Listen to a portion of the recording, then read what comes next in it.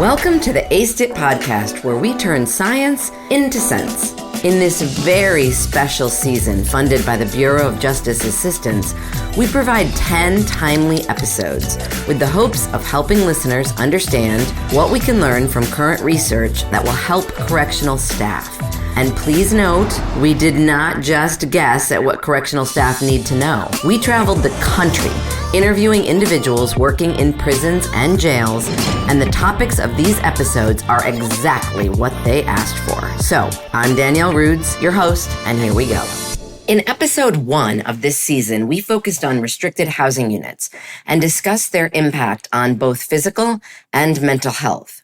In this episode, we'll take a deeper dive into the physical health concerns of individuals incarcerated in prisons and jails, and we'll talk a bit about why and how this should matter to correctional systems, administrators, and staff. Stop right there. I know what you're thinking, that you already know that incarceration is bad for health. Yep, agree. But there's some really interesting science out there that could help you understand it better and perhaps get you thinking about ways to improve things. So give me a chance. I'll try not to let you down here. This time, let's jump right into the science. No more chitter-chatter. In a narrative review done by Kris-Etherton and colleagues, the researchers bring forth evidence regarding the role of a nutritious diet. Poor nutritional diets have often been linked to increased adult healthcare spending and are a risk factor for depression. In the recent past, there was an increase in depression disorders linked to a decline in healthy lifestyle behaviors. Diet has also been directly associated with anxiety. If you're not making the connection yet, let me be clear. Poor healthcare, including nutrition, is correlated with challenges related to depression and anxiety, which are both common in custodial settings among staff and residents. And poor health care is also linked to increased spending. And in most carceral institutions, health care is a large cost. Sounds like a problem worth fixing to me. According to Kris-Etherton and colleagues, when some individuals lack nutrients such as magnesium and zinc, it becomes harder to regulate stress response. In such a situation, an individual may go through chronic stress that could later lead to a decrease in neurotransmitter synthesis and may cause the risk of severe anxiety. Nutrient-dense diets are essential for maintaining overall health, including mental well-being. This is especially relevant in situations like correctional facilities, where residents and staff may be subjected to increased stress and possible triggers from the environment. Essential nutrients for brain fitness and cognitive performance include omega-3 oils, vitamins, and minerals. Adequate diet promotes neurotransmitter production, which affects mood regulation and emotional stability. These nutrient-rich diets can help people manage stress by promoting the synthesis of stress-related hormones. Certain nutrients, such as B vitamins and serotonin precursors, aid in mood control. When there are imbalances in these nutrients, it can lead to mood disorders, anxiety, irritation, and it can potentially raise the likelihood of aggressive conduct. Proper eating promotes steady blood sugar levels, reducing energy crashes and weariness. Fatigue can lead to impatience and less tolerance for violence, so keeping stable energy levels is critical. Additionally, nutrient-rich diets with anti-inflammatory qualities can help reduce inflammation in the body, improving sleep duration and quality. Science has also shown that sleep deprivation is linked to increased stress, anger, and a higher risk of violent conduct. In fact, in another study, Schoenthaler and colleagues from 2023 conducted a randomized, controlled, double-blind trial, which simply means the individuals in the study were chosen at random, were comparable to each other, and were randomly placed in groups, so some got treatment and some did not. So then the researchers could compare the outcomes from the two groups, and neither group knew if they were getting the treatment or not. Their study consisted of young adult male residents and found that after 15 weeks of giving 149 of these young men a vitamin mineral supplement of approximately 100% of the recommended dietary allowance, or RDA, versus placebo, or a higher dosage of 150% RDA, there were 39 fewer serious rule violations among those taking the 100% RDA supplements than in the placebo group. And that finding was statistically significant. So that's some good news. Let's go a step farther, though. We also know from sound science that adequate eating promotes better performance within cognitive behavioral therapy and other mental health treatments. Individuals with higher nutritional intake may be more responsive to therapeutic therapies targeted at lowering aggression and enhancing mental health. Creating a culture of healthy eating and good nutrition in correctional facilities also promotes a sense of community well-being. Sharing health consciousness, including healthy meals, can help create a happier and more stable environment and may indirectly reduce tension in the environment. But yes, I do remember we're talking about prisons and jails. In these settings, most individuals report a decline in their overall health because of the conditions they are in. While in custody, nearly everything is regulated, including diet, and therefore residents commonly do not have access to nutrition that could potentially improve their health and well-being. The food offered in most custodial institutions may provide enough calories for sustaining life, but it is nowhere near sufficient for residents in terms of their overall health, which, as we noted earlier, is likely tied not only to their mental and physical health, but also their behavior. While most institutions allow residents with means to purchase food items from a commissary or a canteen, the options are generally not overwhelmingly healthy.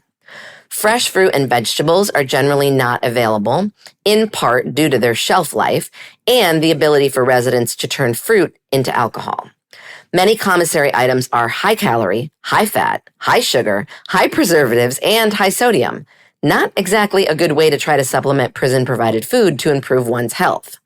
And not everybody has money to buy these items or the ability to earn enough to do so via institutional wages for in-custody jobs that can pay as little as nothing or just a few cents an hour. In fact, a recent study by Zagoba and colleagues, 2018, examined two things. One, commissary prices compared with online superstores like Walmart and Amazon. And they were interested in what the buying power is for residents using their prison-earned wages to buy commissary items compared against individuals not in prison earning the federal minimum wage. They surprisingly found that across the country, in county, state, and federal correctional systems, residents pay roughly the same amount for similar goods as people do on the outside. But, and here's the important part, individuals in custody have a dramatically lower buying power, in large part due to excessively low custodial wages. The authors posit that this brings into question the very reason for having a commissary. If residents could earn more in custody, they could buy more, and then disciplining residents for misconduct would be a larger incentive to behave. That is, since many more residents would be harmed by the loss of commissary, this might work. Additionally, if teaching residents to learn to live within their means is a goal of carceral commissaries, and sometimes it's stated that way, that goal is largely unrealized when the price-to-wage gap is so great, and when many residents cannot get jobs within the prison or jail in the first place. They also ask in this study, how are we helping residents who may have specialty needs, such as the need for over-the-counter medicines, or lip balms for excessively dry or cracked lips, or foods without particular ingredients such as allergens. If we have created a system whereby they can't afford these items, and healthy items aren't available all the time in these commissaries anyway, all of this just further exacerbates the pains and indignities of imprisonment. It is important to pause here to think about general well-being and ask yourself if it is a current carceral goal, or if it's not. And if it's not, should it be? So with prison and jail residents eating mainly unhealthy foods and not having affordable access to healthy food or specialty items that they may require, and not having nutritionally adequate options in the institutional nor the commissary food, residents likely rely more heavily on prison and jail health care, and that comes at a cost. Well, okay, actually, it comes with many costs, not just financial costs, but also time, energy, mental health, stability, adjustment, etc., etc., etc. So another study by Wiggins in 2021 reports on some recommendations for changing policy and practices regarding healthcare. Wiggins notes that copays are often introduced to individuals in custody to raise revenues and reduce the system burden of providing healthcare to all residents, often at a higher rate than they would seek healthcare in the community outside of custody. However, copays may be leading to a greater deprivation of medical care in prisons as many residents can't pay them. Take, for example, our previous conversation about wages, and you'll easily see that a $5 medical copay can be a prohibitive burden in custody. Think about it. If you're in prison and you make 25 cents an hour and work 20 hours a week in whatever prison or jail you're in, it'll take you an entire week's worth of work to afford a $5 medical copay, leaving you no money to make phone calls or send emails to your family, no money to save, and no money to buy anything you may need or want from commissary. The limits on getting healthcare in carceral settings puts the health of the individual, the other residents, and the carceral staff in a risky place. They are unhealthy, but they cannot afford to be seen for their unhealthiness. And no matter what they do, they can't change their diet and they can't improve their nutrition or even their physical recreation in prisons because yard is limited and the ability to do something as simple as walking or stretching is limited in tightly crammed two-person cells and with fairly limited access to any other way to exercise. Perhaps, well, hopefully, you're thinking, this calls for some change. I agree. Let me go on. According to Wiggins, there are judicial and policy solutions for this. On the judicial side, Wiggins suggests creating more policies that challenge residents' copays so that adequate health care is more easily in reach for everyone. On the political side, one of the best solutions Wiggins offers is for prison and jail systems to help residents sign up for and receive Medicaid insurance in states that allow this, that they could use while they're in custody to enable them to seek and receive medical care under insurance rather than having to pay out of pocket and rather than the institution having to foot the whole cost. If we haven't already covered enough, let me add just one more facet. Aligned with prison diet and nutrition and medical copays is the problem of food insecurity. According to Berkowitz and colleagues, in an article they wrote in 2019, food insecurity is caused by limited financial resources and is a cause for higher healthcare expenditures. Meaning, if you're not getting enough food and or regular doses of food, you are more likely to need healthcare due to health problems. Understanding the difference in healthcare expenditures linked with food insecurity has significant public health implications as it can guide the introduction of new initiatives or state and municipal public health and nutrition programs. Such programs could concentrate scarce resources in places where healthcare expenses associated with food poverty are considerable, like prisons and jails, for example. Food insecurity, as we noted, is linked to higher healthcare costs. However, there is evidence that this varies by state and county. Now, Berkowitz and colleagues were writing about food insecurity in the broader community, but there is food insecurity in carceral settings too. In our research, almost all prison and jail residents reported feeling underfed, hungry, undernourished, and like the food served in the institution, except for one jail that we visited, is largely unhealthy and for some, and this is a direct quote, unfit for human consumption, end quote. Actually, that's a direct quote from more than one resident we spoke with and also a direct quote from several staff. There are changes possible to local and state policies and within prisons and jails that could be effective for decreasing food insecurity, which in turn could improve health and reduce healthcare costs.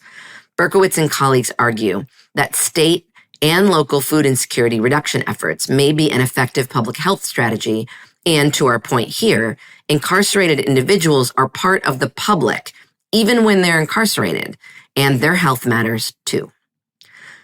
Nutrient-rich diets are crucial for maintaining overall health, especially in high-stress environments like correctional facilities. Imbalances in essential nutrients can lead to mood disorders and aggression, while proper eating promotes stable energy and better sleep, reducing the risk of violent behavior. However, the conditions in prisons and jails often hinder residents' access to a well-balanced diet, and commissary may be limited due to financial constraints and the quality of food available. Policy and practice changes are needed to help address this issue, like challenging copays and providing Medicare for residents, but also changes to health literacy and behavioral health literacy for everyone working in and living in carceral institutions. This means teaching and training both correctional staff and residents about the benefits of a nutrient-rich diet and making healthy living and healthy choices not only possible, but desirable in carceral environments. If you work for a prison or jail or within a correctional system, think this through. Calculate your short and long-term healthcare costs. And I don't mean only the costs that you incur to feed your residents and staff, but also the increased costs you shell out for healthcare and the increased costs for mental health and the increased risk of violence and aggression and misconduct because of improper diet, inadequate nutrition, and food insecurity. If you do this, and I mean if you truly do this, I firmly believe that you will find that a healthy prison is both a safer and more rehabilitative prison, and one where the humans working and living there matter, and they know it because they feel it. Thank you for listening to the ACEIT podcast. We love hearing from you. So if you have comments, topics to suggest, or some research you'd like us to cover in a future season, please write to me, Danielle Rudes, at Sam Houston State University. My email is drudes@shsu.edu. And now, a whole bunch of thank yous. First, this project was supported by a grant 5PBJA 22AG00031 MUMU, awarded by the Bureau of Justice Assistance.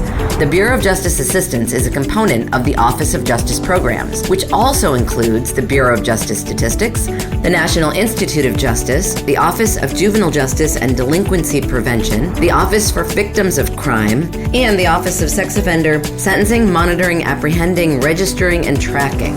Points of view or opinions in this podcast are those of the host and the research team, and do not necessarily represent the official position or policies of the U.S. Department of Justice. Then, more thank yous. Thank you to the Justice Community Opioid Innovation Network, or JCOIN's Coordination and Translation Center, funded by the National Institute on Drug Abuse, housed at George Mason University, where this podcast originated. Thank you to our fabulous scriptwriter, SHSU Master Student Jalen Magana, and to my amazing research team at both Sam Houston State University and George Mason University. The team includes Bryce Kuchmarek-McCune, Sydney Engel, Caitlin Bauer, Shalom Aganaya, Alexa Mata, Chelsea Narvi, Alyssa Toman, Miltonette Craig, and Wyatt Brown. And a huge and heartfelt thank you to Jason Luton and the team at Slonky LLC for their fabulous podcast production. Tune in again soon for another episode of ACEIT.